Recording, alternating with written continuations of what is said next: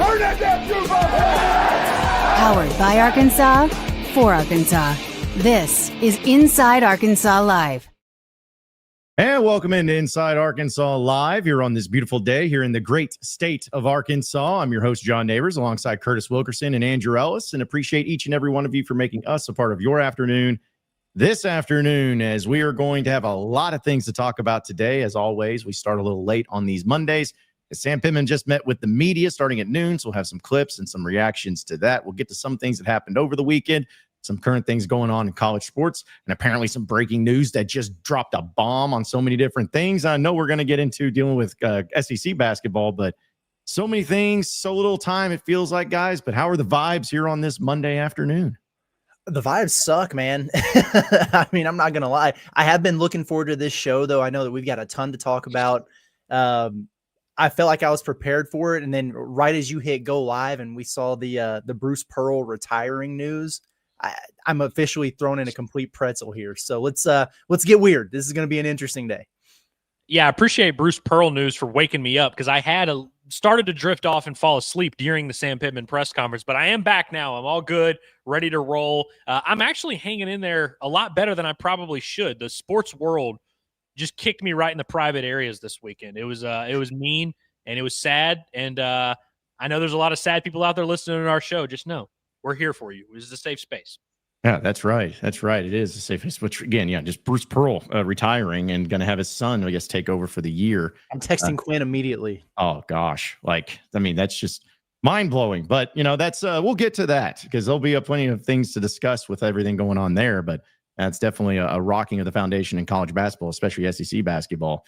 But I know that Razorback fans, especially, still a little bit in football mode. I know a lot of them have probably moved on to basketball at this point in time. But either way, you had Sam Pittman meet with the media. We'll play some clips from it. You try to turn the page. It's been a few days since that debacle against Memphis happened. And, always like kind of just to set it up this way, guys, before we get into the actual clips themselves from the press conference. But we all listened to Sam Pittman. We heard some of the questions that he got asked. Just any takeaway? I mean, was that what you thought the press conference was going to be? I mean, did you think maybe there'd be something different, some sort of different energy, some different tone? Just what did you make of the press conference that Sam Pittman put forward? Well, I certainly didn't expect any different energy or tone given the last 6 years. There were parts of it today, I'm not going to lie, that I appreciated, because for the most part, I thought Sam was pretty transparent about something. Like he admitted some things that we have seen in terms of effort and energy and things out there on the field. And I appreciate him for being open and honest about some of that too. That, at least we know he can be honest about certain things. Some of the answers rang hollow. Some of the talk about Notre Dame, I don't think people necessarily care given the state of things. Some interesting things that we'll get to, I'm sure, here, but I don't know what people expected going into it. It fell about in line with what I thought it would. The one thing that I will say that I took away from it that was hammered over and over and over again, it's hot outside, guys. The heat. You want to know why this has been going downhill? It's hotter in the games they play than it was in Fayetteville, and clearly that doesn't impact other teams, because we heard it said at least a half dozen times. Well, it's hot outside, people. Well, it's pretty warm out there. Well, it hasn't been hot at practice. Good grief, man. Find another excuse.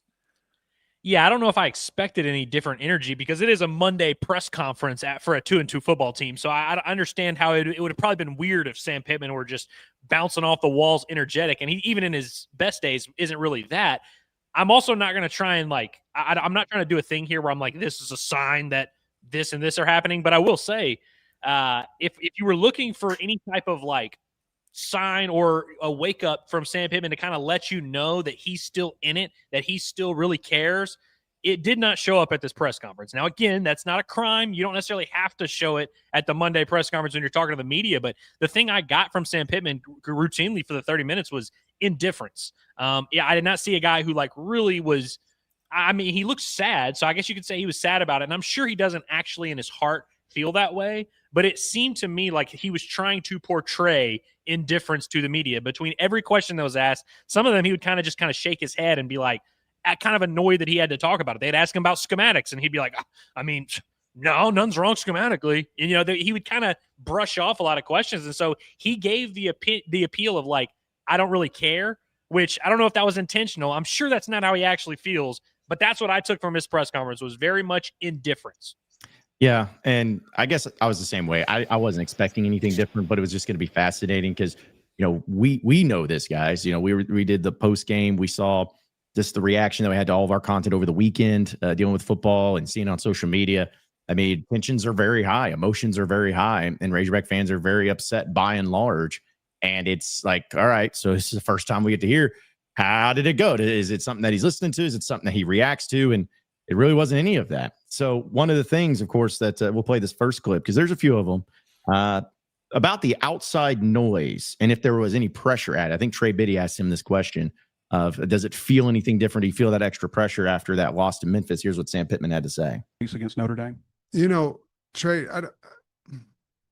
it'd be kind of hard to have more pressure. I mean, I think the pressure you put on yourself is obviously a lot because you want to do well for a lot of reasons. And but I've kind of had this same type pressure for, I don't know, 3 years now. It seems like 40, but I think it's been about 3. And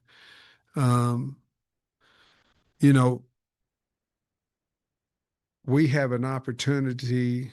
The only way we can win people that don't believe in us or win some more positive thoughts about our program is to win ball games. And that's really the bottom line. You can say whatever you want, you can do whatever you want, but what's the score? And that really is what changes people's perception or perspective of you. And we have a great opportunity here, as we well know, that we could be 4-0, we're 2-2, but I say that only because if we're 4-0, I think we're all sitting in here thinking we have a great chance to beat Notre Dame. And our football team will think that. We've got to rally around this week, but we'll do that. But to answer your question, probably not any more than normal. Ugh. Anyways, We lost Curtis, man. Yeah, Curtis is done. He's not frozen. He just passed out. I mean, come on, man. The guy's lacking sleep as it is for the new kid in town. He can't be doing this to him, making him fall asleep. No, listen, here's my thing, guys. Because again, everyone's upset. Everyone has a right to be upset, all of that. But my takeaway from that was just kind of like, I kind of do want you to feel that added pressure. I kind of feel like you want to have that, because then it's kind of like it goes back to what all Razorback fans are feeling like. They're just yelling at a brick wall. It's like, why is no one understanding and caring that we are upset and mad? Like that. It's kind of no different than any other week. What? You should feel a little bit differently because of what happened and what's going on right now. That's my takeaway from it. Who needs a white noise machine when you can just play Sam Pittman press conferences for a young baby? I'm going to try it tonight. I bet he gets the best sleep of his little life. Yeah, whatever, man. I mean, he's right in the standpoint of the only thing that's going to change any public perception or whatever at this point is winning football games. That's been the case now for a couple years. So that's all true. But yeah, I'm with you 100%, man. He should probably be up there saying, yes, I do feel the added pressure. Yes, we do feel it. Yes, we're putting a chip on our shoulder because of that. Yeah, I get it. What's been going on is unacceptable. Yes, we have to figure. And yeah, it just, it kind of goes back to what Andrew was saying earlier about just kind of the sense of some of it was a little bit dismissive or, like, I don't know, man. If you're fighting for your life here, and by life, I mean your job, like livelihood or whatever, at some point, could we get a little bit of pep in the step? But then I also go back to what I said at the very beginning. Why would we expect anything different now? Yeah, I'm sure. Again, I don't think Sam Pittman actually doesn't care about winning or losing. I think it does, hurt him when they lose. I think he would be happier if they would win. But I think he is trying to sell us on the idea of hey, winning and losing doesn't affect my day-to-day. It doesn't affect the way that I view things. It doesn't affect the way that I approach things. He even cites, he says, hey, yeah, when you win or you lose, that's what changes people's perspectives of you. And I'm like, Yeah, he said it. He cited it like it was like a foreign concept that shouldn't be the way that it is. And it's like, dude, yeah, that's how it works. And then to your points, like, yes, you absolutely should feel that pressure, and you should, hey, we lost. So yeah, we do have to do something differently. He's trying to treat this like it is business as usual. And I just think that's the wrong PR message to send of like, yeah, I'm not really too bent out of shape about what happened Saturday. And I don't feel any added extra pressure to win Saturday. I think that's crazy.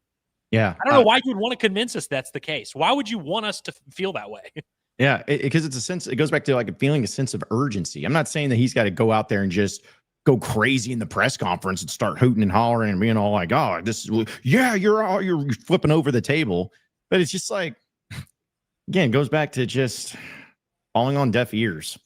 It's like I just don't know what else you can do or say if you're a fan or if you're anybody that wants change and wants some sort of pride and some sort of energy and some sort of change in any regard. It's just like that's not what you want to hear.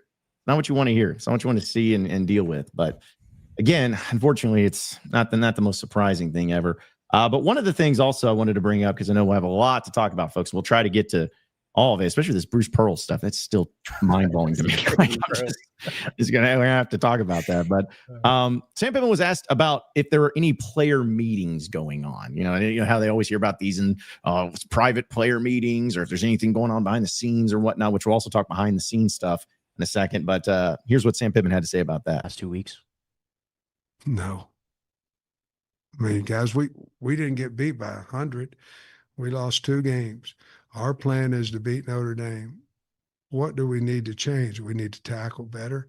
We need to run to the ball better. We need to take care of the football, and we can win games. So I'm not trying to make a mountain out of a molehill. The public will, but we've got a good team. We're doing the right things. We got to hold on to the football, and we got to tackle better, and we got to play harder, and we'll win those games. And so, no, I don't recall any meetings or anything like that. Am I taking crazy pills, man? Like, am I the crazy one here? Like, the public make a mountain out. What? My brother in Christ, you've lost back-to-back games by 1 possession, and you have fumbles. You blew a lead.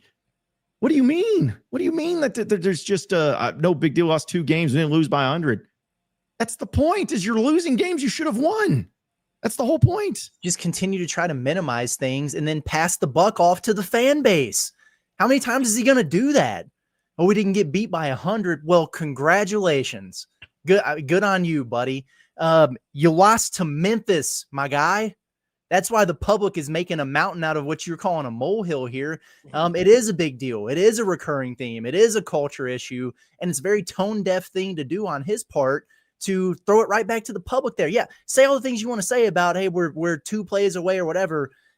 We still have a lot to play for. We feel good. Oh, we're going to get ready. We're going to be fired up for Notre Dame. You should say all those things. Skip the part about the public overreacting to this. The amount of, like, the lack of awareness from the top with the administration to the head football coach with all this stuff, it's baffling to me. I just don't understand how you can continue to do that time and time again when your rear end's on the line. It's crazy to me. Am I taking crazy pills, or did that just piss everybody off? Yeah, it's very weird where, I don't think he actually feels this way, because I feel like anytime you lose in football, that's what you do. You go back, you find what you corrected, and he listed some of those things. I think he clearly, like, I don't know, it's a messaging thing, because I think there's something to be said about, hey, we lost a game, but we feel like our overall process is still right, so we're not going to change everything. There's something to be said for that, and I think that's maybe what he's trying to say. But you're right, Curtis. It's there's always something to point to, whether it's the heat or, oh, no, we're not doing anything wrong. This thing just happened. Like, we just happen to have guys quit on the field. We just happen to have, our defense kind of look soft. We just happen to have our quarterback make a bunch of bad decisions. These are just things that happen. We're not doing anything wrong. These are just things that happen. But I think really the big picture here, Curtis, is like, it's like, there's always something he can point to. And I think it just tells you winning football is not him and his football team's default setting. That is not their, like, normal everyday premise, is just playing winning football. There always has to be a reason for them to get excited to then start playing winning football. And when they don't on a normal day, there's a reason they didn't. That is not their default setting. Playing winning football, playing hard, caring, That is not just a normal thing this team does. They have to kind of be told when to care. They have to be told when to be careful about not caring. Just showing up and doing your job, that's not enough for this program. Like, that is not a standard that they can even be held to. That's not that they're incapable. They can do it every now and then, like he says. But according to him, it's just a fugazi. Just one day we might play well, one day we might not play well. Who the hell knows? He takes no responsibility and thinks there's nothing that plays into any of it. Yeah, it's just disappointing to me that just to kind of, hear the, as you guys said, just like, what do we got to do differently? We just got to tackle better and everything. It's like, dude, I don't think you're understanding. Like, you're not understanding about it's like everything needs to be done and handled differently. This is not just a simple, because I just what I was trying to tell people, and I think most Razorback fans understand, but it wasn't like, just a fumble. It's what kept you from being undefeated. A couple fumbles. It's like, it's not as simple as that, man. It's like, it's such a bigger picture deal than any of that. And I just don't think you can nonchalantly just look at it as like, hey, well, we just got to do a couple things better here. But it's been a consistent thing that you've been doing time and time again. And at some point in time, it's not just a simple, well, we just got to do these things. Like you said, Andrew, it's got to be the winning football mentality of, just overcoming that. And it's, I don't know. Yeah, I just don't like these things, just, what are you going to do? It's going to happen. Like, what do they say in baseball? It's like, it's just baseball. It's just baseball. It's crazy. It's like, okay. But at some point in time, after 4 or 5 years, you can't just keep chalking up. It's just the way the cookie crumbles. Just bad luck. It's like, there has to be some accountability in all of this and how to fix it. And I don't know how you can have the approach that you have to answering that question there, with the whole thing about like, hey, listen, you guys are making way too big of a deal out of this, when right before that, you openly admitted that your team has an effort issue and or they're out of shape or both. That's what he said. Mm-hmm. And so if you have all that going on, it seems like the problems might be a little bit deeper than a fumble here or a fumble there. Yeah, and I just it's very hilarious to me that there's no way he can accept the notion that he just didn't put together a good football team and prepare them accordingly. Like, it's game 4. You don't have a ton of injuries. In fact, you've gotten some key guys back from injuries. You have Kanai Walker out, but you've got plenty of your injured guys back. It's week 4 against a group of 5 team. It was hot out there, but it wasn't even like week 1, week 2 hot. It was like 90 degrees. It was like 88, 90 degrees. Like, I'm sure it was warm, but it's like, if you can't get through a 4-quarter game in these circumstances, what game are you going to be able to get through a 4-quarter game in? And I guess you could say Alabama A&M, which they didn't have to play 4 quarters against. This was your first day 4th quarter game against an opponent with a pulse, and you completely fell apart. And he's like, well, it was just a thing that happened. It's not that we built a bad football team and we cheaped out in the transfer portal and didn't create enough depth on the defensive line. It's just a thing that happened. Yeah. I don't like just the simplicity of it all. Of just there's a sense of urgency within the program, or should be a sense of urgency within the program, but there's certainly one in the fan base. And we're going to continue to talk about this. We'll get to your chats because, again, there's a lot of things that we're going to try to get to.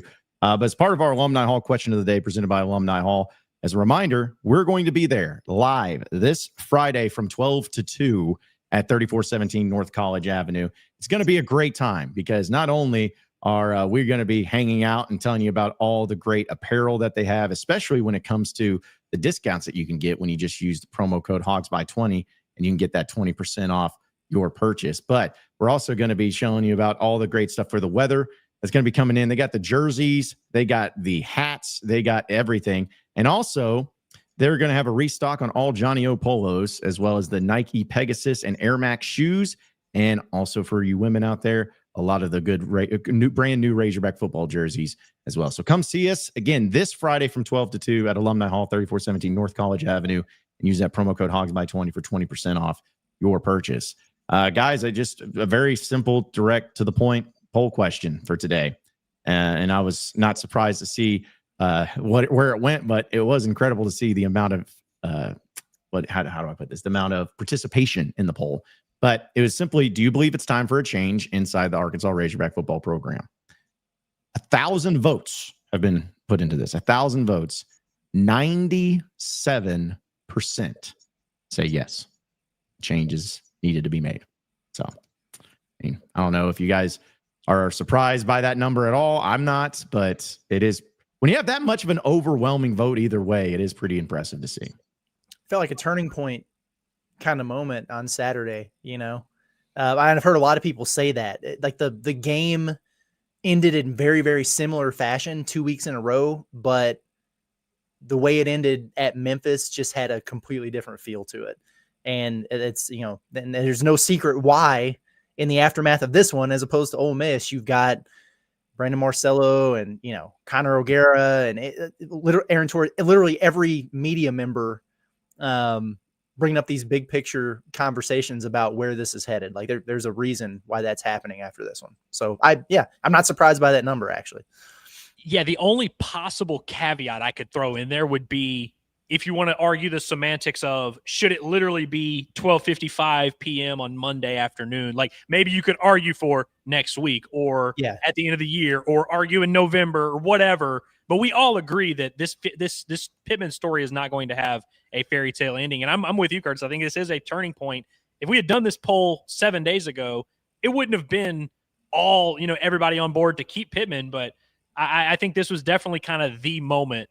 And it's not the worst loss of the program's history. It's not the worst loss even of the Pittman era, but it is kind of the final nail in the coffin that solidifies the end is very, very near. Well, and be honest, you guys have been through coaching searches and covering whether it's football or basketball. And I know I have. That's what I try to tell people. I'm like, we all know. It's like you know, in that day, that turning point, as you put it, Curtis, we know what that looks like. We know what that feels like. And that's what it felt like. It's like, even if it doesn't happen immediately, it's kind of like we've been through enough of these coaching searches and stuff that you kind of finally figure out, all right, yep, it's happening. That's what it feels like. By the way, we had a lot of people leading up to the game that asked, hey, if they lose to Memphis, is this it for Pittman? And we were, I was, at least me, I was dismissive of that conversation, not because I didn't think they would, that this could happen and that we would be having this discussion. But what I would say was, wait till they lose, and then I promise you, we will have the discussion, and we will kind of know. Like, we won't really, to your point, John, we don't even really have to talk about it. We all just kind of know. And so I was like, if they lose to Memphis, trust me, all bets are off. Everything you feel, everything you believe could change in an instant. And I feel like that happened for most of the stuff. No, I agree with you. I agree with you. And as part of that, too, because I want to bring up this Brandon Marcello deal, because this is very fascinating with Arkansas football, and we will in a second. But I want to remind everybody, Walter Christmas Lighting of Arkansas, they're great people over there. They're doing Halloween lighting right and left. They already did Curtis's house and did a phenomenal job. And I know he's going to tell you a lot more about that, too, and have some fun with it. But Walter Christmas Lighting, they're the best in the business when it comes to being able to provide holiday lighting for you, whether it's Halloween or for Christmas. And we have this great thing going on right now where we are going to be doing a giveaway. Your home, if you live in the Northwest Arkansas or in River Valley area, you will be able to put in your name, your house, for a random drawing happening this Friday while we're at Alumni Hall to get a free Halloween lighting setup. All you got to do is go to insidearkansas.com/giveaways. You go there and you fill out the form and you're in. It's one per household, but we're going to do the drawing on that on Friday, again, at insidearkansas.com/giveaways. So be sure to get in on that. But just remember, they provide all the materials, any color, any pattern that you want. They install all the lights. And if you do sign up for the Halloween lights, you get your Christmas lights for 50% off. It's that simple. So give our guy Brett a text today at 479-459-1380. It's 479-459-1380. You can also check out their website right there at that QR code and go to their Facebook page as well. It's Walter Christmas Lighting of Arkansas, your local holiday lighting experts.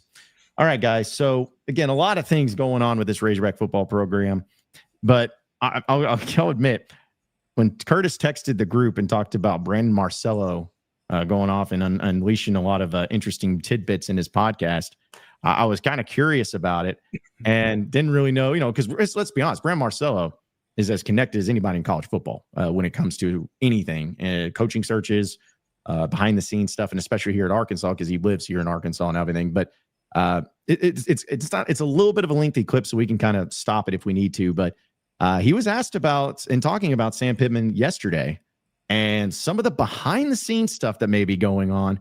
Fascinating stuff. Take a listen. And I think it's 7-19 overall in those one-score games. So it's just even dating back to when he was winning there, it wasn't all that great. Here's another interesting thing about his contract, right? His buyout drops if his career record is below 500. So really kind of the magic number has always been if he wins 5 games this year, his buyout's $9.8 million. If he loses 8, goes 4-8, it's $6.9 million. I will tell you this, talking to sources around Arkansas, buyout money doesn't matter at this point. If they feel like it's going to be the best situation, they will make a move in the middle of the season.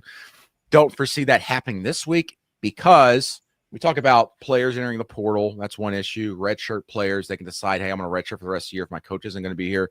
But also, they got Notre Dame this week. Then they have a bye week. If something's going to happen midseason, it's probably going to happen here in 7-8 days. And you hit on the Bobby Petrino situation. A year ago, I'll say this. There was a lot of reluctance about Bobby Petrino taking over as interim head coach if that opportunity came to be, if Sam Pittman was fired. I was told even at the time that Travis Williams, the defensive coordinator, would most likely be the interim coach. Fast forward to now, the weakness of that team is by far the defense. There's a lot more push for maybe Petrino should be the interim head coach. And I will tell you from people I've spoken to, Bobby Petrino's been working them phones, baby. He's been talking a lot behind the scenes. He's positioning himself to take over the Arkansas football program, at least on an interim basis, if Sam Pittman's fired. That will be fascinating after everything that happened there a decade ago with the motorcycle accident, getting lying and then getting fired by the former athletics director, Jeff Long there. I never thought I'd see the day where Bobby Petrino's even, talked about at Arkansas, let alone working back at Arkansas. But now we're very realistic chance, gentlemen, that he could be patrolling the sidelines as the head coach.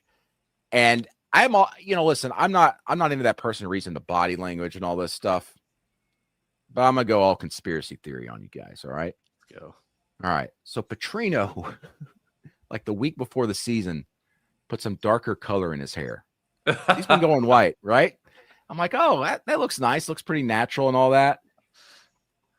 He was calling plays on the sideline last year. He's moved up to the press box. He's as far away as he can be on game days from Sam Pittman and be in the same picture as that man. I love this. He looks like the mastermind up there with the strings. He's like, you guys handle that stuff on the field. My offense up here, baby, it's beautiful. We're scoring points at will. We're doing whatever we want. Taylor Green's in the top 10 and passer rating right now. He's one of the best quarterbacks in the country, but we keep losing. But if you just let me go in. All right. Guys, what do you make of those comments, specifically the behind the scenes element of Bobby Petrino?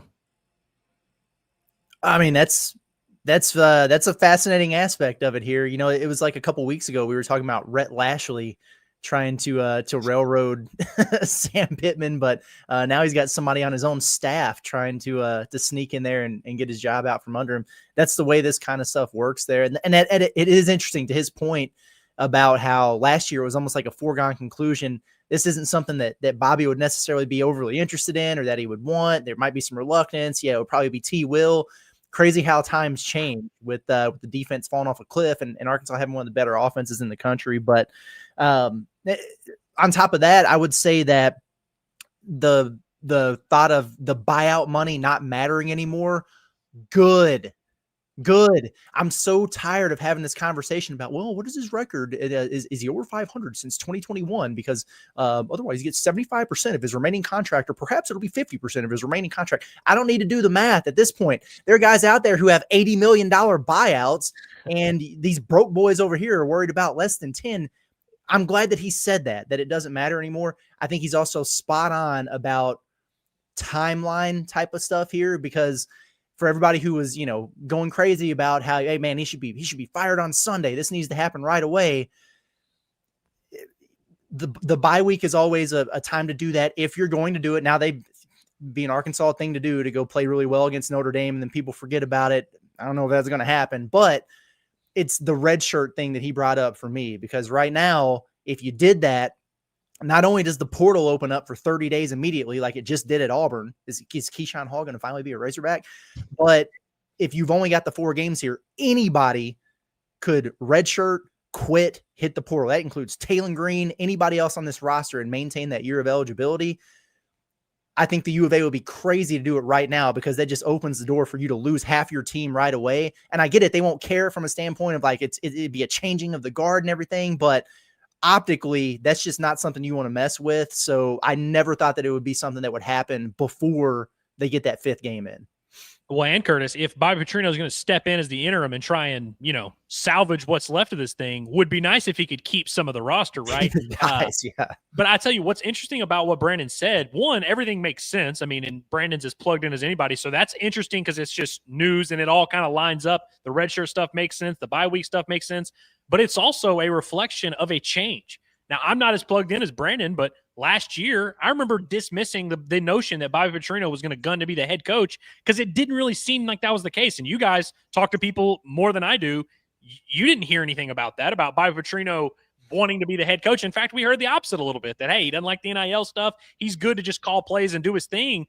I think that's interesting what Brandon lays out, and who knows how serious Bobby is going to make a run for this. But if things change over time, and it's been a little over a year since Bobby's been here and we had a lot of these conversations, I do think that's interesting. And I also think the press box thing, or the being in the upstairs and not being near Sam Pittman, I'm intrigued by that. And so it'll be fascinating to see how it plays out. But I'm interested just because, again, it's a deviation from what we heard last year. And I think it's a sign that things can change overnight.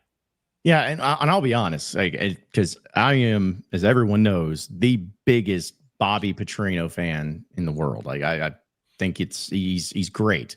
It's not perfect. Obviously, scoring 3 points in the second half on Saturday wasn't ideal, but I'm not saying that was just Bobby. It was a collective effort. But it's just one of those things to where I don't really think that that's the answer long term. If they decided to do that, if it's interim or whatever, yeah, that makes sense. You want to have somebody with head coaching experience be the guy, and there's nobody on that staff that has more head coaching experience than Bobby Petrino. So yes, that would make sense. But I'm with you, Andrew. Just given the things I've heard, I'm a little surprised that Petrino would want to be the head coach. I don't know. Maybe that's just wanting to be the interim. Maybe that's all that he wants to do, is just because he wouldn't want to answer to anybody else if Sam Pittman was fired and suddenly you got Travis Williams or Scott Fountain, who's the associate head coach, fighting over that spot. I just think, maybe Petrino's saying, well, I don't want to answer to any of those clowns. I'm the guy who has the most experience here, so I should be this, and I should get a pay bump for it, and blah, blah, blah, whatever. But if it's long-term that Bobby wants to be the head coach of Arkansas or any major program, again, I would just find that pretty surprising, given the circumstances of, didn't seem like he wants to deal with the NIL era stuff. He just wants to coach offense and coach football. So I would just be a little surprised. But Brandon, dude's great in the business. So I'm not going to sit here and deny or say that it's not true, but it would just be really interesting to me if he was really doing that behind the scenes. Yeah. And he was talking, specifically also to just being like the interim for the rest of the year. If something happened during the season, it might be a completely different conversation for long-term. Who knows what they would want to do there. But in terms of like, if something happened and we've got 6 games left to play or whatever, and I want to take over the rest of the year, that's a little bit of a different conversation for me. So I could see that a little bit more than him trying to or getting the job on a full-time basis for all the reasons you just laid out there, John, because he has been very vocal about, I just want to be in the room with my quarterbacks, man. Like, I don't care about NIL and all this other nonsense. So if they did wind up going that route, we'd have to be, pay a very, very close eye to what his staff looked like, what type of boosters and everything else were on board with NIL and all that, because I don't know how motivated he would be to go out and be a recruiting shark all of a sudden at this stage of his career. Yeah, I'm glad you mentioned that, guys, that it's very important to note the distinction between positioning yourself to be the interim head coach and positioning yourself to take over the program long-term. There's also just not a ton of precedent for coordinators of fired coaches taking over the head coaching job at the school where the coach was just fired. Yeah. The only case I can really think of is Ed Orgeron, who wasn't even a coordinator. He was the D-line coach. And they fired Les Miles in like week 4, week 5. And then Ed Orgeron went like 5-2 down the stretch. And that's how he got the head job at LSU. Not saying Bobby would have to do something like that, but I think that would be another conversation we could have is, okay, if he takes over as interim and it happens after week 5, what does he have to do to get the job? We can have that conversation later. But for now, I'm just as intrigued by the fact that Bobby seems to have interest in taking over in any portion, whether that be interim or just for a few weeks. Yeah, I mean, again, huge fan of him, but also it's a little different too, because I feel like Ed Orgeron was a players coach where the players rallied behind him, Yeah. But I don't think, I mean, I could be wrong, but I don't see Petrino being the guy that's They're like all put the him players are on like, their shoulders. yeah, putting Bobby on their shoulders and like, this is our man, this is our guy. I don't see that happening. So again, it's going to be interesting to see, obviously, how this game goes this weekend against Notre Dame. But the bye week seems to be the critical moment and the critical week of if anything's going to happen, at least with Marcello and what he was saying there, that could be the week that it happens. So Do we have a sliding scale on what we think this Notre Dame game would mean, like based on outcomes? Like, is it as simple as if they win, nothing happens? If they lose, it's over? Or, would they have to just like the embarrassing, get your doors blown off at home and it's like, all right, this is done? Or I don't know. Because I'm with you, Andrew, to where we were talking about how is Memphis game, if they lose that one, how would it impact everything? We're like, yeah, we'll have those conversations afterwards. But a lot of the discussion, the conversation last week was about how things were pointing towards nothing, like no moves being made until the end of the season, regardless. And to your point, like you said, once that loss happens, everything changes and those conversations start to change. So it might be a little bit of a different discussion now. It would definitely be a different discussion. I still would remain firm that Pittman is not going to continue after this season. I would even argue if they somehow miraculously go 7-5 or something like that, he would probably still retire. Like, I mean, you saw him talking in those videos. Doesn't necessarily look like a guy who's thrilled up and energized to be here long term. When they were asking him, he literally, they asked him about the permanent opponents. He had no effing clue. Like, literally was like, I have no idea what you're talking about. I have no idea. We always joke about him saying, I don't know. He said that when asked about the permanent opponents, which just, again, I'm not saying that's like a crime, but it tells you Sam Pittman does not view himself as the long-term answer at Arkansas. So I would argue no matter what, he's going to be done. But I definitely think if they beat Notre Dame, Curtis, they're going to kick that can down the road and probably wait as long as they can. The buyout and all that, we can talk about that, but think about it. They don't want to currently fire him. They didn't go into this year wanting to fire Sam Pittman. Obviously, things change. The Memphis game is a big deal, but nobody is looking for reasons to fire their coach. So if he beats Notre Dame, why would this administration, which has kicked the can down the road as long as possible, why wouldn't they just keep kicking it down the road? When he was asked about the permanent opponents in the future, that's when his entire demeanor in the press conference changed, in my opinion. Like, that was a really awkward answer. And then from that point on, he was taking those long pauses before he was answering. You could tell he was getting a little bit irritated at some certain things, and it was a little bit more dismissive. I really felt like that was a turning point in the conversations. And maybe I'm doing the Brandon Marcello thing here of reading too much, like going all conspiracy theory or whatever, but I noticed that too. I'm glad that you guys did, where I was like, oh, interesting that things turn from this point on. By the way, Curtis, it's another example of he is lying. He is outright lying and acting like he doesn't care, acting like he doesn't know. He knows the permanent opponents. Why would he not know the permanent opponents? Why are you trying to convince us that you don't know and don't care? That was like his theme at the press conference today. It's just like lying and being like, I have no idea what you're talking about. Never heard of any of these things. I don't even know who Kaniah Walker. Like, why was that his vibe today? It was very weird. Strange. Yeah. Again, it's all very strange and it's all very odd. And yeah, I just, I know everyone's just kind of hanging on the thread, but to the point that the question you asked about the Notre Dame game, I want to say someone tweeted this and maybe y'all shared it, but it was like somebody said that if Arkansas beats Notre Dame, it's just going to like piss everyone off and be even more confused about what in the crap is going on. It's like, what? It's like, how could you be excited about that? Is it going to be just more confusing? Is it going to be irritating? But to me, if they get blown out on Saturday, man, we may have something happening quick. Like it just may have to happen quick, because if you're going to do it, the bye week, getting embarrassed on your home field and already going 2-3 with really a team called Tennessee on the road, and coming up next, that might be the time to do it. But if they found a way to win, I would just be like, I don't even know what to say. Isn't the weirdest thing about this whole situation though, is that it's unlikely, but it's not like that's off the table.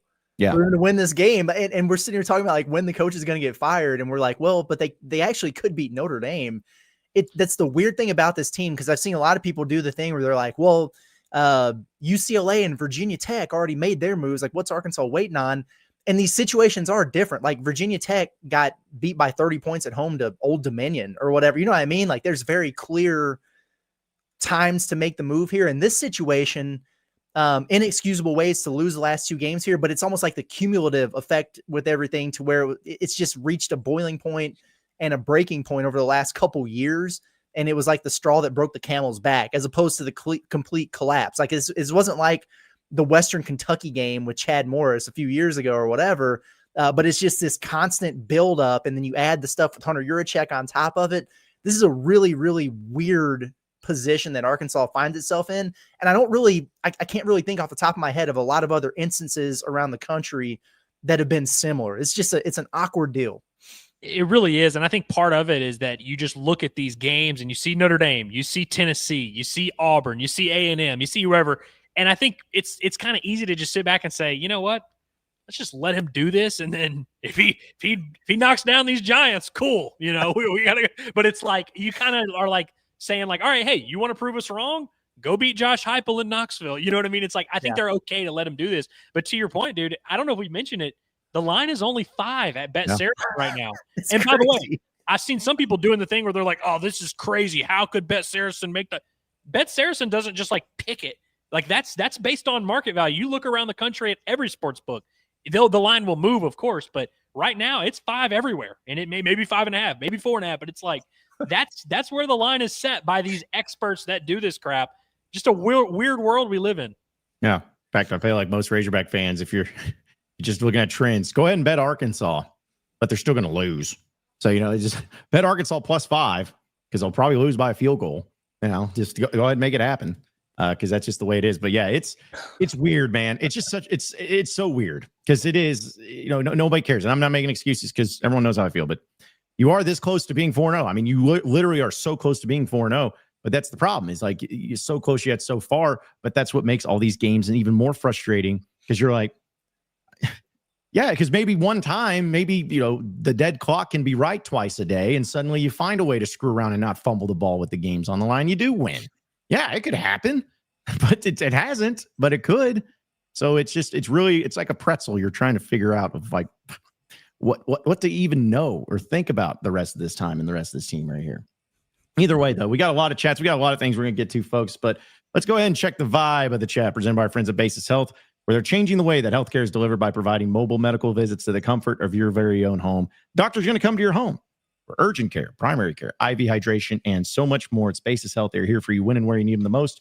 You can learn more at basishealth.org today. Shout out to our guy, Dre, for being partners with us here at Inside Arkansas. All right, we'll get to some of your chats, folks. Appreciate everybody tuning in.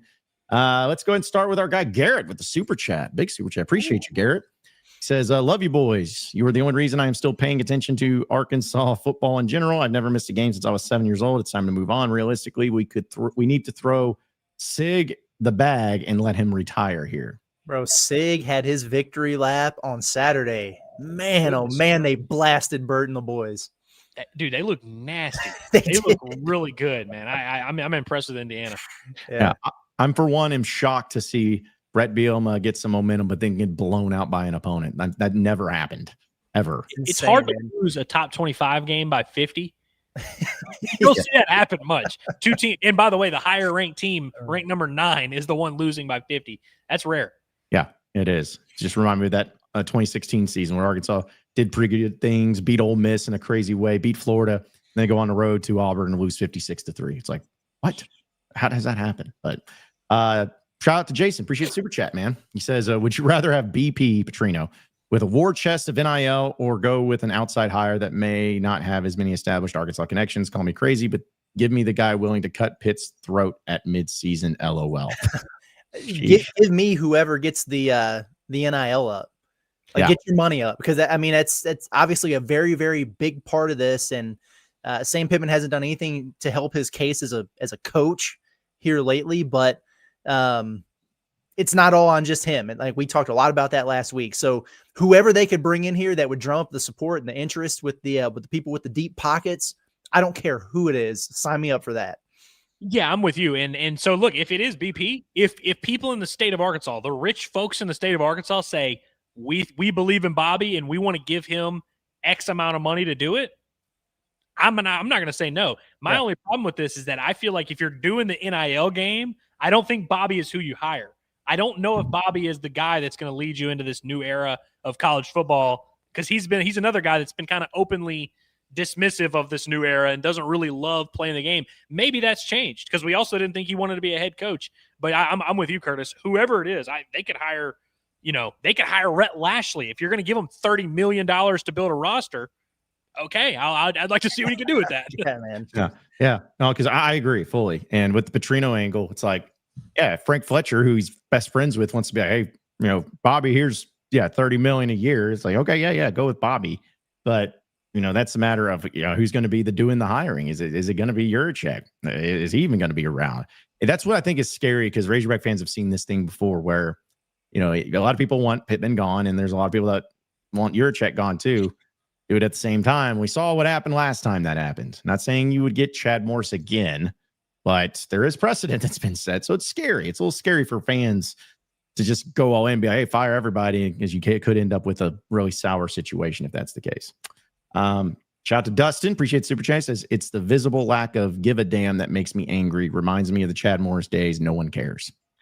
Well, what's funny about Chad Morris is, I remember watching those press conferences. Chad Morris was like the used car salesman that was taking you on a test drive, and he was trying to talk over the noises that the car was making. So he's just guy. He's just saying a bunch of things. And that's what's funny. The difference to me is Chad Morris was unsuccessfully trying to convince us that he cared, because we could tell you didn't. Sam Pittman is trying to convince us he doesn't care. It's a very weird difference, because Chad was at those press conferences. He had the thing written down. I was like, thank the fans or whatever. It's he was just so full of crap, and we saw right through it. But Sam is trying to pour gasoline and be like, nah, man, I don't really care. Y'all could burn this building down and it wouldn't affect me at all. Well, and I wonder, and I'm not trying to start anything, but I wonder if it's just because, hey, Chad Morris, it's not like he walked into Arkansas saying, hey, this is going to be my last job and ever. I think it's Pittman is hey, he knows this is his last job. He knows it's done. He knows it's over with. So who cares? Why should I care? It's gonna be all right for me. Which is another thing that could just really, revs people up about that stuff too. Jason, appreciate the super chat. He says, with our luck, we fire Sam and hire Gundy. That's insane. Would you guys rather Would you guys rather hire Gundy or Dabo? Not saying that you get anyone, but just between the two disgraced former great coaches at their programs that are about to get fired, who between those two, who would you think would be the better fit or better option? Would be a disaster, but I would say Dabo. I agree. Both would be a disaster, but Dabo, without a doubt. I mean, there's levels to shame. I mean, Dabo's losing in the ACC. He's lost 5 games in the last 2 years. Gundy hasn't won a game since he beat Arkansas. Yeah, it's true. It's true. Yeah, his last Power 5 win. Ugh, yeah, that would be rough. Let's see. Cannon says, if he talks to his players like he talks to the press conference, no wonder we suck. Okay, well. Yeah, okay, I'm glad you said that, Cannon, because I did try and put that disclaimer out at the beginning that hey, winning the Monday press conference isn't what you need to be a good football coach. But if there was anyone who wanted to watch the press conference thinking it was going to sell them on Sam Pittman, it would not. No, not at all. I like this from Chase Jones, which I didn't even think about, but he's like, please don't rush the field over beating a 1-2 team either. That's a good question though. Would they? No, they better not. I mean, there's no way. There's no way. They're putting Papa Pitt on their shoulders after they beat Notre Dame, guys. I hate to break it to you. Oh no, there's just no It'll be way. 2:30 p.m. At 2:30 p.m. You're now sitting at 3-2, and they're at 1-3, and you beat Notre Dame. No, don't do that, folks. Don't do that. Gohawk says, do y'all think if Hunter and everyone involved is currently fired, that boosters will be more willing to give the funds that are needed to win at a high level? I think that's the ultimate question. Sure. I just, it's not that simple though. There's a lot of nuance in between, but in a nutshell, sure. I think there are a lot of people who are waiting to see how this plays out before they commit to anything. Oh yeah. You still have to find the right people to put in place, but could others have more success than the current group? Yeah, of course. Yeah, I think so too. Want to remind everybody that here on Inside Arkansas Live, presented by our friends at Hickey and Hole Law. Divorce, custody, criminal cases, civil litigation cases. No matter the cases, Hickey and Hole Law is going to have you covered, because no matter what you're dealing with when it comes to your legal issues or legal encounters, you never want to do it alone, because the time you do it alone is the time that it's going to be even tougher on you to try to make it work. And you want to make sure you're protected, that everything's good to go, and you don't want to miss anything. Well, have Hickey and Whole Law. They're going to help you out every step of the way in making sure that you are protected, that you're getting the best representation and coverage that you possibly can. And that's why you need to choose them here in the state of Arkansas. They have offices across the entire state: Fayetteville, Fort Smith, Little Rock, and Mena. So give them a call today, 479-434-2414. That's 479-434-2414. Or you can check out their website, hickeyandwhole.com. Also scan that QR code on your screen. It's Hickey and Whole Law.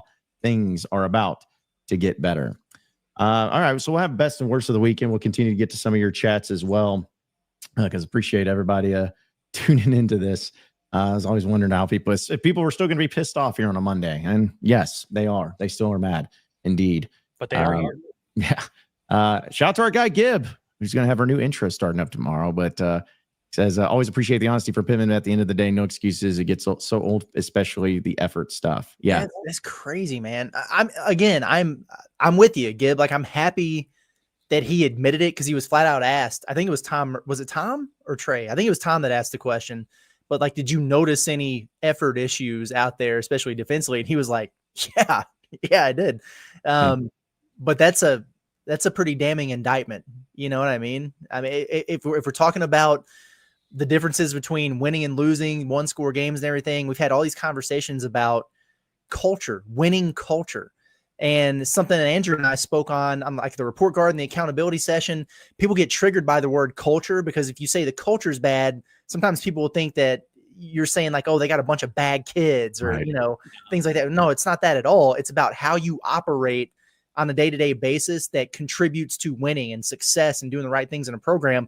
Kind of like what Memphis has going on, at which the glaring differences between the two on Saturday were pretty apparent there. But whose fault is it if you have effort issues out there on the field? Like, since when did that become acceptable? Since when did that become a thing that is even allowable out there? And it's been multiple weeks now that we've seen this, after we saw it last year at times. These are the things that drive people nuts there. And I'm glad he admitted it, because it was very, very obvious. But good grief, man, that's a tough look. Well, and they've already fired the strength coach once. You know what I mean? Yeah. We already did this bit where after they lost to Missouri that one year and they got out physical and out toughed down the stretch and quit in the fourth quarter and had guys quitting on the field, we said, you know what? This team's just not in good enough shape. They don't have it. They don't have the conditioning to go 4 quarters. Let's fire our strength coach. And everyone was on board with it. Everyone was like, yeah, it was that guy. And you use that word culture, Curtis. A lot of people blame that on Jameel Walker. Truly. They literally were like, that's a big part of it. He has these guys quitting. He hasn't feeling this way. So you did this bit and you fired the guy and you brought in a new strength coach. And I have no idea if Ben Souder's doing a great job or not, but it's like, I just don't know how we're going to continue to find other scapegoats other than just, hey, maybe we're dysfunctional at the top of the program. Yeah. Because, that's my thing too, is like, if you have that strong culture and the strength of it, then any sort of thing, whether it's a strength and conditioning coach or whoever, they cannot impact it. Like one person, one individual can't impact your culture in a negative way, at least to the extent of it wrecking the entire season. I know Nick Saban's the ultimate example, but it's like, I just doubt that in any of those years that Alabama was doing what they were doing, that if a strength and conditioning coach or whoever was causing a little bit of problem, that would make them go from having a championship winning season to being awful.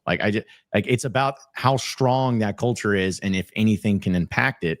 And obviously, for what we've seen, it seems like, is that whatever culture that has been built there at Arkansas in football, the smallest things can impact it. The smallest things can just make it bad immediately, or at least go, and it's hard to get it back. And that's not the way it's supposed to be. It's supposed to be where it's so tight knit that there's nothing that can really happen, little things here and there, to change the entire landscape, to change the entire locker room, to change the entire mentality.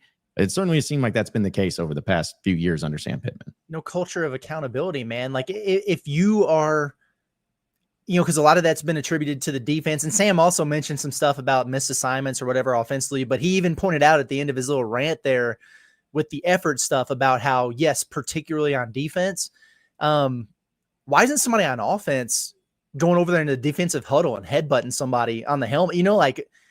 hold somebody accountable. Remember last year, even when that whole big stink was made of, was it Andrew Armstrong? And I can't remember who, like the offensive line or something. Yeah. I want to say it was Blackstock, wasn't it? Or maybe that's, yeah, I think that maybe that's right. Andrew Armstrong and Blackstock. Yeah. Right. Like I would, I want to see some of that. Like these guys have to have some self accountability in there as well. But again, it goes from the top down, man. And what's wild to me is if you think about Travis Williams and, like outside of his X's and O's and his schemes and everything like that, but just his personality and his demeanor and everything like that, guys not playing hard for him is not something I would have ever expected to see. But now we've seen it back-to-back seasons. It's just a weird deal to me. Yeah, and to go back to the excuse making of Sam Pittman a little bit, like he always kind of passes it off as if it's like just this one thing again that if this thing was fixed, we would be fine. But then there's a never-ending list. Like literally last week, they did the communication thing on defense. Oh yeah, it was our communication, and now we fixed that up. And then Daniel Shee asked him about the communication today, and he acted like Daniel Shee was an idiot again. He literally was like, I don't know. It looked pretty simple out there to me. We just didn't have good effort. And I'm like, okay, so now it's this, and it's like, and by the way, right? And I guess the things are always that the excuse is always just some circumstance that is very normal. You know what I mean? Because he's like, because they played a game where they were on the field for 27 minutes of the first 3 quarters. That makes sense why your defense would be a little bit tired. So you could point to that and say, well, we only got tired because we were on the field for 27 minutes. Well, we were only on the field for 27 minutes because we couldn't stop the zone read.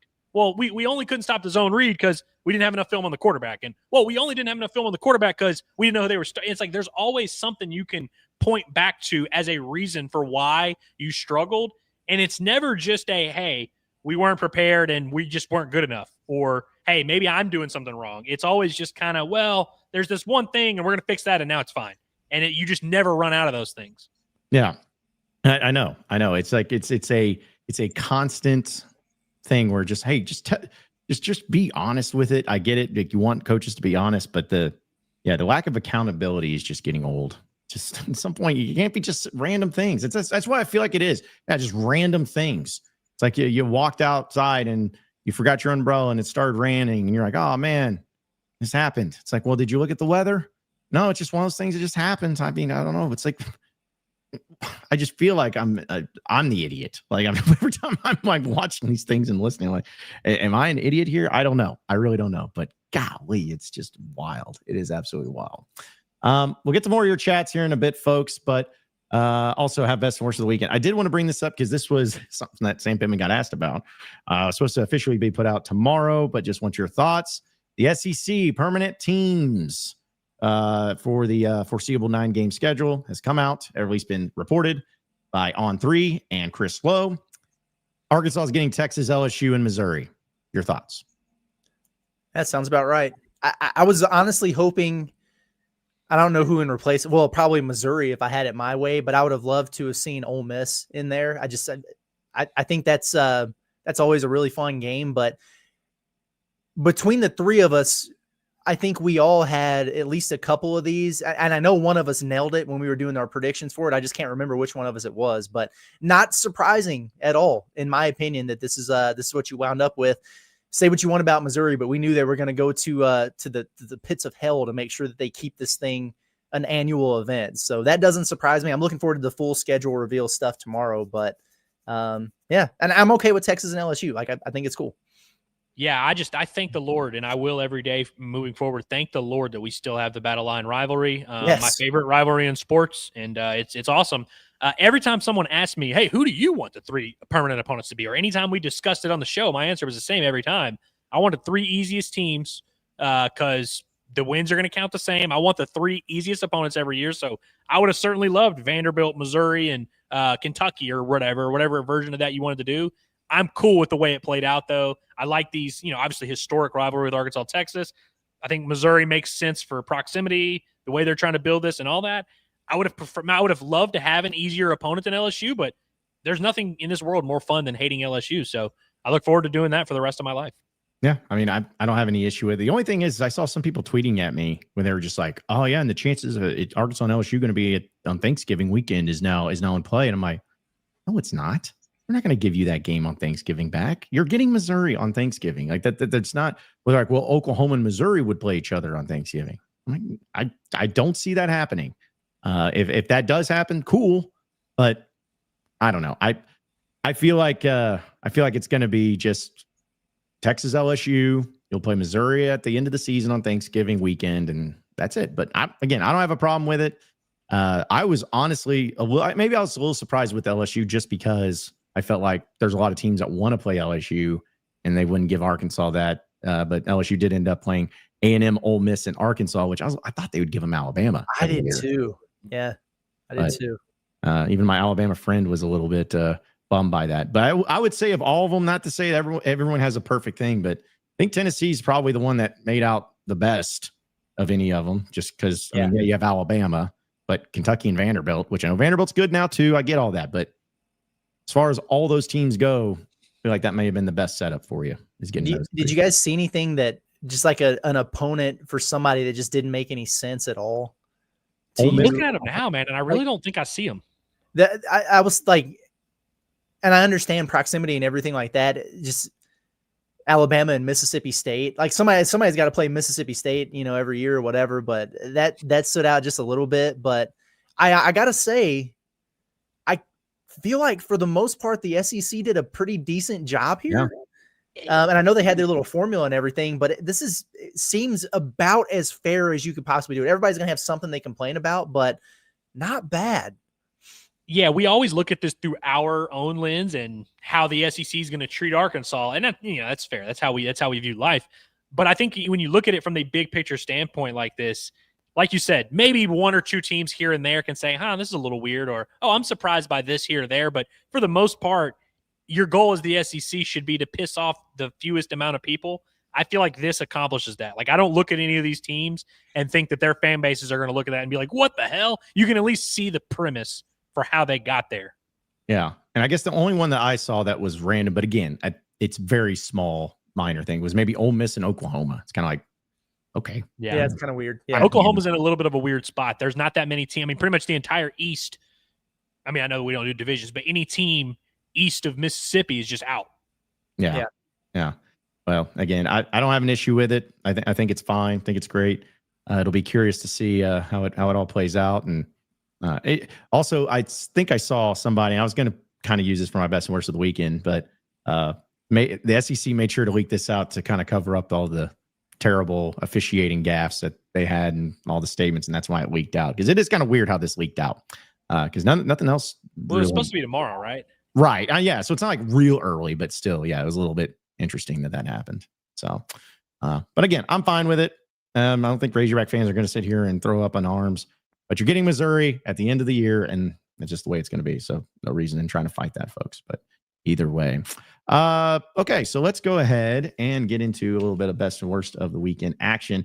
And it's presented by our friends over at Goat Lab Red, which we know that Goat Lab is the new place here in Fayetteville when it comes to your game day tradition. Arkansas coming up this weekend. A lot of you are making the trip for the Notre Dame game. I know it's at 11 a.m., but you're going to need a place to hang out after the game that's close in proximity to the stadium. You want to just be able to walk there and have a good time. This is the place for you. It's at 1214 North Garland Avenue. And each and every day at noon, at lunchtime over there at Goat Lab Red, they play Inside Arkansas Live. So you may be watching us right now while having a great lunch with Goat Lab Red. And it's got some of the best brews and some of the best burgers around. But maybe you just want to go and have a good time and get around the stadium. You don't have a ticket. Well, they're also a great place to watch the game. They've been doing these great wing deals that are phenomenal, that each throughout the game, the wings get cheaper and cheaper as the Razorbacks score more points. So if you think Bobby Petrino and Arkansas's offense is going to continue to cook, well, they'll continue to cook those wings for you and get them at a really cheap, discounted price. So check them out by heading over there to Goat Lab Red. It's your new game day tradition at 1214 North Garland Avenue, where they have some great brews like Razorback, Tusk, and Tusk Light, as well as their signature burgers. It's Goat Lab Red and Goat Lab Brewery. All right, so best and worst of the weekend, guys. I mean, the worst of the weekend is just there's so many things we could just take from, Arkansas and everything. But I will say that of all the things from the best of the weekend and trying to find some good stuff when it came to Arkansas and all that, I won't spend too much time on it because I don't want to bore everybody. But the John Calipari fantasy camp that I had a chance to go to, was awesome. I didn't get to go to all the events, I guess because of the games and everything, but it was really well done. I met a lot of cool people there. It was good to see how it all plays out. And I'm telling you guys, I know everyone's pumped for basketball season no matter what, but there are people that went to this camp and they go every year and they travel. Like there's people from Kentucky fans. And every one of them that I talked to said they had never seen Cal more excited, more energized, looking better than what he does right now. Take it for what it is. But he was on one. He talked about winning championships. He had the CEO of Tyson and Walmart and JB Hunt all there with him. Had big recruits coming into town. It was just awesome. It was awesome to see the involvement of that and see just how Cal does things and the messages that he gave and everything. So my best of the weekend was dealing with Razorbacks, was seeing all that, being a part of it, and meeting some really cool people, and then getting to network a little bit too. So my best of the weekend was the John Calipari Fantasy Camp. And if you ever have a chance to go, folks, if you can make it work, definitely do it, because it was definitely worth the price of admission. I don't know if it's worth the soreness and the absolute chaos that inspired, but it was awesome. Yeah, the best of the weekend is that it's over, and today is the start of official practices for basketball, by the way. But yeah, John, that's pretty good stuff there. You mentioned all these Fortune 500 CEOs that are there at the same time that two of the best prospects in the country are. I love it, and I also love this. What a great visit pick right here. This is probably the best backdrop that they have. They need to upgrade some things when it comes to the social media type stuff for visits and the photo shoots and everything. But I like this backdrop. I love that you've got, the number one combo guard in the country, the number one big man, who is an absolute monster, by the way. John, you saw him up close and in person, right? Yes. That is a large human being. Rocking the Razorback threads. You got Cal with a big genuine smile on. They're holding the 1994 national championship banner. I needed this. The Razorback fan base needed this so bad to come out yesterday after everything that transpired over the course of the weekend.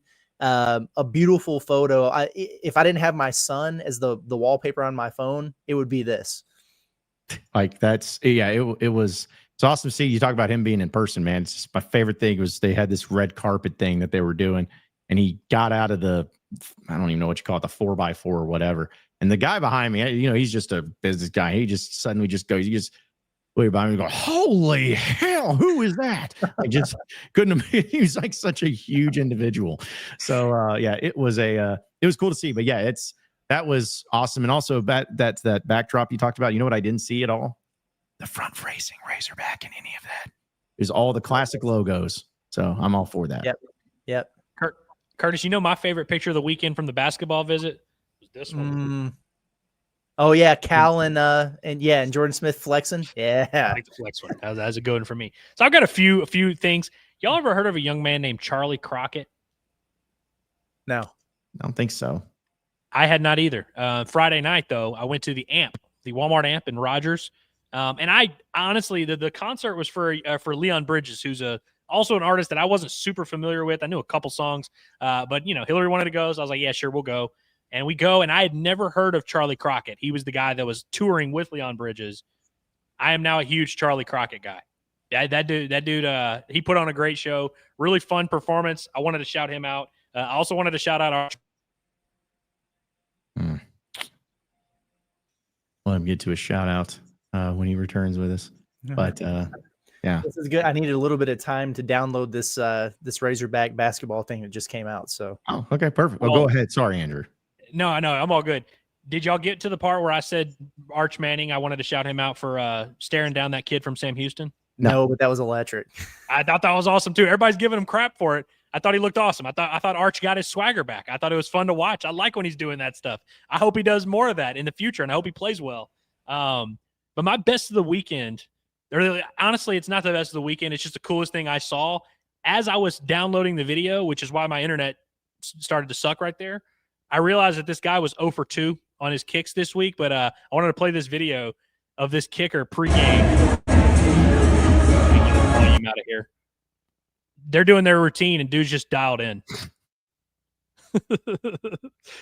Just lets it fly. I love that. But he ended up going 0 for 2. He's the replacement for Young Ho Koo. Oh, yeah. They cut Young Ho Koo on Tuesday to make room for this guy. I thought this video was cool, but it's kind of ruined because he went over 2 in the actual game. Yeah, that is rough. I will say another quick best, and I know this would upset our guy Quinn and everything, but best is seeing Auburn actually get screwed in a call for a change, and the SEC having to apologize for it because they got screwed in that call against Oklahoma, and they were all irate because it was actually our boy Satania, former Hog, that was involved in that call because he was a hideout player, which was illegal. They scored a touchdown on it, and SEC had to come out and say, hey, that play should have never happened, blah, blah, blah. Auburn fans were pissed, but it just kind of gave me some joy being like, yeah, it sucks, doesn't it? It sucks. You guys have gotten away with so many calls. It was nice for the shoe to be on the other foot sometimes. So, yeah, shout out to the referees in the SEC getting it wrong for Auburn for a change. And now people can know how it feels. Gotta love it. Yeah, that was a wild ordeal there. I didn't follow Quinn's Twitter probably as much as I should have that night. I'm sure it was electric. Brutal stuff, man. But yeah, it's a little bit karmic in a way. Hey, do we want to play this men's basketball thing? This could qualify as best of the start of the week, maybe. I think this is just like a 90-second video of them trying to draw the pig. Do it. Do we want to check this out? Yeah, I'm all about this. All right, here we go. Best of your ability, draw a razorback. Isaiah Sealy, what you got? I don't even want to show this. Oh, right. Looks like a Tyson nugget. Yeah. Probably got close to it then. It's Malik Thomas, right? Turn around, bro. Yeah. All right. Nah, it ain't horrible. There it go. Not sure y'all want to see this reveal? Hold on, let me make a few touches to go out. All right, you got this. That's why Zay was looking over there. It's like, she's like a wolf. Oh. Wolf. Go Razorbacks. That was actually pretty good. The Not best bad. one. Not too Didn't even bad. try. Nick Pringle's talented, man. Do you want me to keep going or something? How much time I got? Take your time.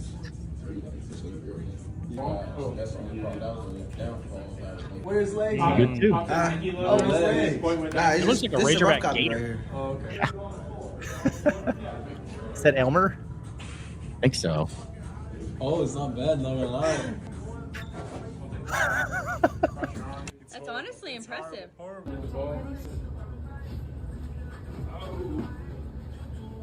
Billy looks like he's painting a French girl. Actually, not that bad. 4 + 4. I mean, Yeah, it's not too bad. okay, not too shabby. I'm a little bit disappointed that they didn't put Malik Ewan on blast. We did last week, but Yeah, they hit him. Yeah, I can't believe that. Yeah, that could have gone viral for that. It was maybe he's sensitive about his artistic work, and they didn't want to. we need a little bit of heartwarming content, wholesome stuff right there. That's good. Yes. Need good basketball vibe content. And that's definitely it. That was almost as good as the Love Island video.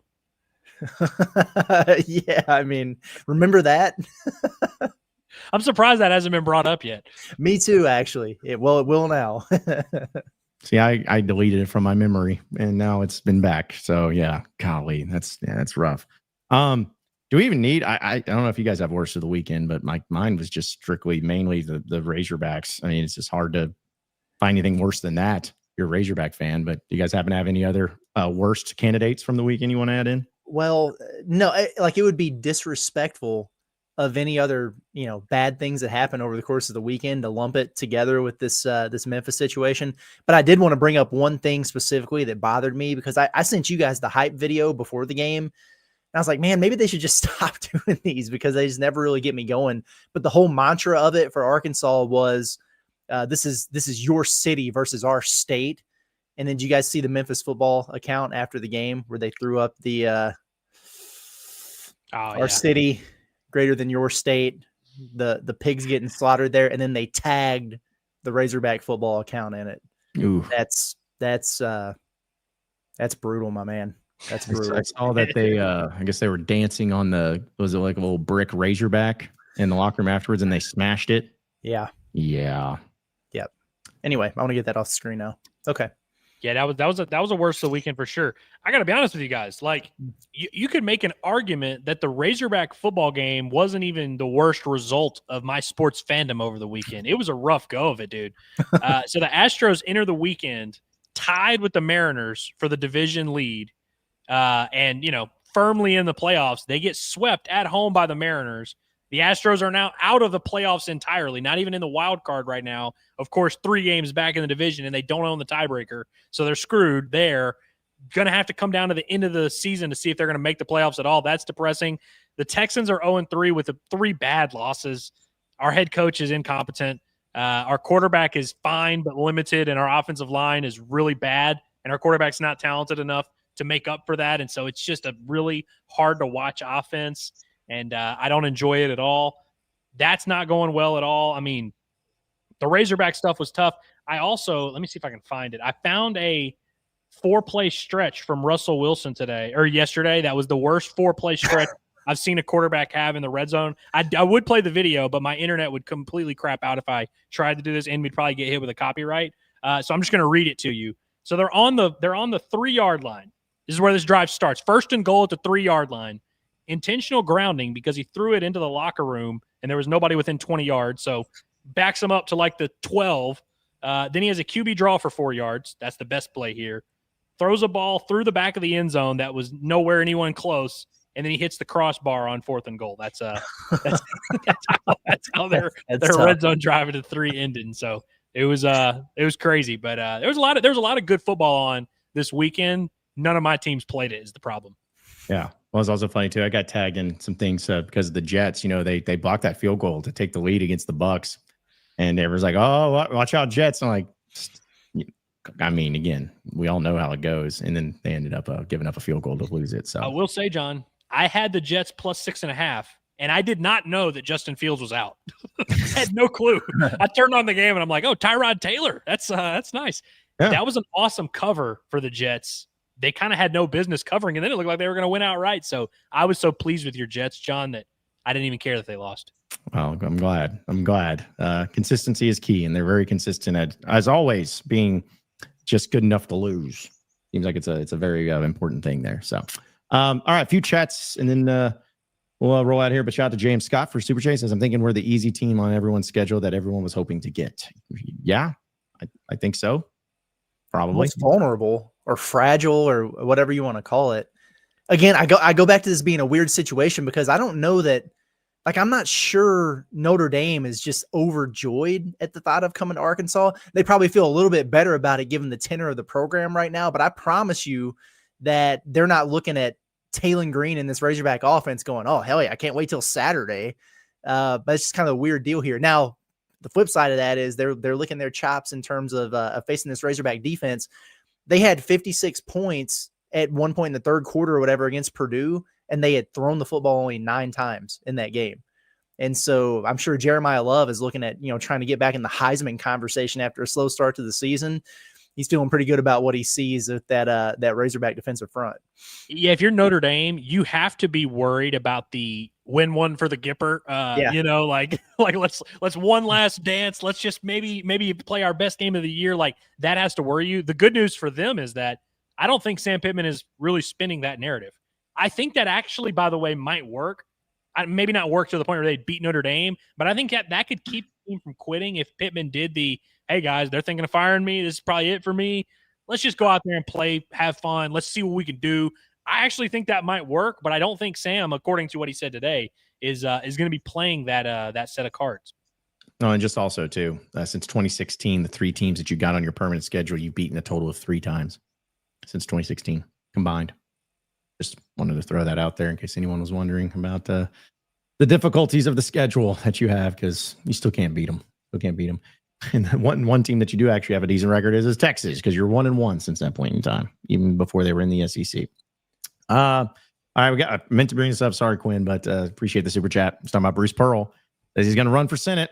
Hate it, but now Steven needs to not bleep it up. Just bad time with our football team getting robbed with the win in Norman. It was bad timing because it's a month until the season starts. He pulled a Tony Bennett on him there. But But yeah, Quinn's, I mean, he knows more about the Auburn basketball program than me, but there has been that long rumored thing that he was going to get into politics. Bruce Pearl was, and this is probably his opportunity to do it. I was going to play, he made an address about all this, and I was going to bring it up here, but it's 14 minutes long. So I'm not doing that. I'll listen to it later, but that's crazy. Open the door for his son to take over there. That's a risky proposition, but see how it plays out. Well, can I go ahead and throw in that, I think Auburn's going to be a lot more beatable, and just remember, Arkansas plays them twice this year. Valentine's Day special. Just saying. Yeah, I'd imagine Bruce, it's some of these programs, a lot of times, especially when you've built something for a long time, it's built to last a little bit. And so it can kind of run on autopilot for a little bit, especially if you're just promoting from within. So I imagine Auburn's still going to be pretty solid. I doubt they're going to be, I'm with you, John, they'll be more beatable, but they'll probably be able to keep it afloat.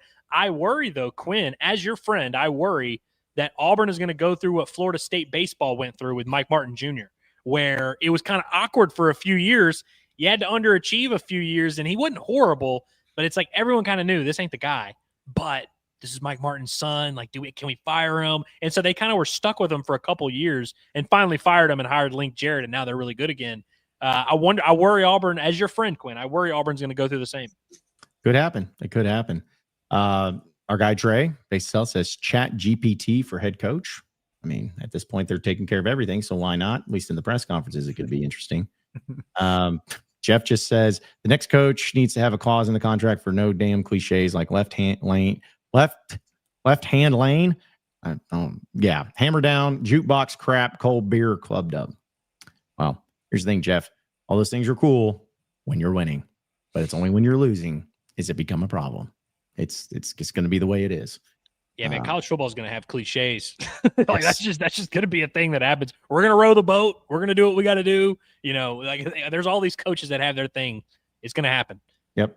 Also, Ray Brazel says Brandon Marcello is way out of his depth on this. There's no working the phones and staying far from Sam Pittman as possible. There's only one reason BP is in the box to help his quarterback as much as possible.